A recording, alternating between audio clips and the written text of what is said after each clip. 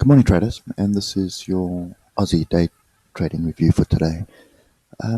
So we've basically had a nothing day again yesterday. So I've got crap data, so ignore the tail for now.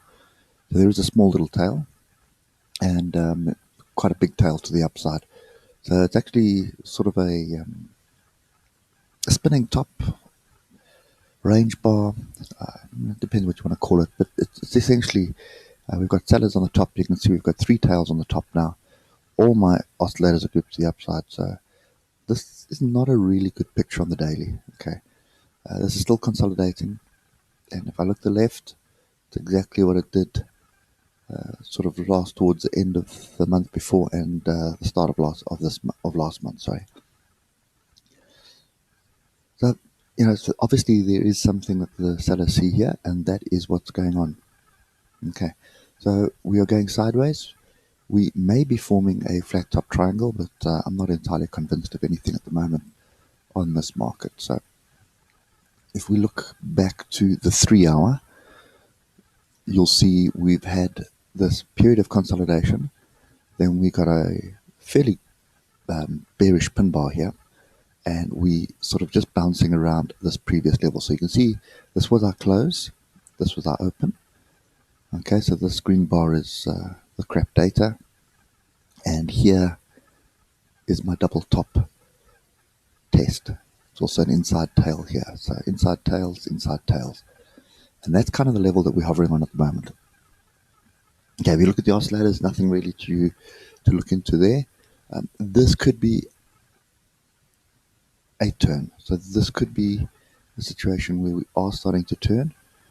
Alternatively, this could just be the bottom of the range, and the top of the range is up there. Okay, so let's just move down a little bit to the other time frames, and you can see here on the hour, the range theory does make sense. We've got a break below the range, and then we're back in the range, and we closed on the bottom of the range. Okay, if you look at the moving averages, they have moved apart. They are pointing down. We could have a trend change on the hour, and the reality is a break below these bottom fractal levels here. Well, actually, that one there, that would verify the downward move. And even then, I'm not entirely convinced that we're going to have a major move down. But what you should end up with is at least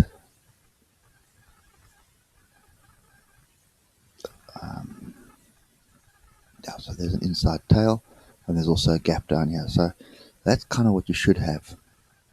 And obviously the last one, we've got another fairly strong level right here. Well, actually you've got three. So there's one there, and there's one right there. Okay, so every tail tells a story. Those are my levels to the downside. If we do break below this area, this is kind of what I'm expecting. Okay, now let's go to the half hour and we just have a look at the actual setups that we've got. Just delete that. So first things first, our closing range was almost hit, I think. We almost hit before the bounce up and then sideways, and then the buyer stepping in at the close. So remember, this is the last hour of trading here. So if you look at the last hour of trading here again, so we got buyers came in towards the close, and then they sold off. Why they came in, don't know. And you can see the selling come off pretty much the range test here. So normally for me, I would be quite prepared to be looking for my short still, looking for this range target to be tagged because it wasn't tagged. If we come down to lower time frames, you'll see what I mean. Okay, it's like 2 or 3 points short of the range. Okay, and normally when that happens, we do come back and tag it even the next day. Right. So for now,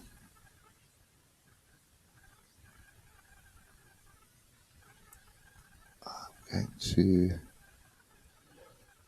really just look at the closing range at the moment. The trend is down, so the bias is, my bias at the moment is still another move to the downside, and I'm expecting one of these levels to actually be hit. The fractal level here that I'm looking at is 52,838. Okay. Range targets right now is 52,937. So another target, but that's a range break to the downside. And I'm then expecting, it's going to get messy now. So basically, I'm expecting this bottom area here to be tagged. Okay, that is a gap. So this here, we're closed and then we gapped up. So this is a gap. So that makes perfect sense. So what we're looking for is 52719. 52719 is the target that I have to the downside. Okay, so not a massive trade. 200 points, and then obviously if you just look to the left, you'll see all these inside tails. Okay, another gap to the downside here in amongst these three levels that I gave you earlier. So that's, I think, for me at the moment, it's a downside move still, expecting a break to the downside, and at least this range target to be taken, and that's probably where I would take profit. There's a 200 moving average coming up on the half hour as well, so that is the perfect spot that I'd look at.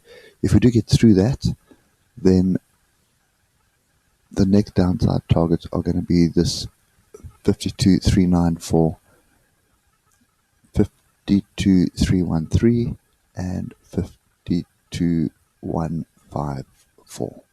Okay. Any kind of move to the upside, basically the range target lines are pretty well up with this area here. See this congestion here? So that the upside target is going to be 53398. 533,398. Okay, and obviously we need to get above the high. What's that? 53146. 53146 is what I'm looking for, the break of the closing range, and I'm looking for the upside target here. So, in all honesty, if I just clean up this mess here, that, and delete that, and delete that. That is my range, and it's kind of, we're stuck in the middle. So buy off the bottom here, sell off the top, and that is the range break targets either side. Okay, and I think it's going to continue today. If we do get a break of this level to the downside, then obviously we've got some other targets to the downside, but I still think we've got quite a bit of congestion here. So the range bound, and that is a trade that I'd be looking for, is the break of that closing range strategy. Okay, anyway, that's it for me today. Hope it helps, and I'll catch you later.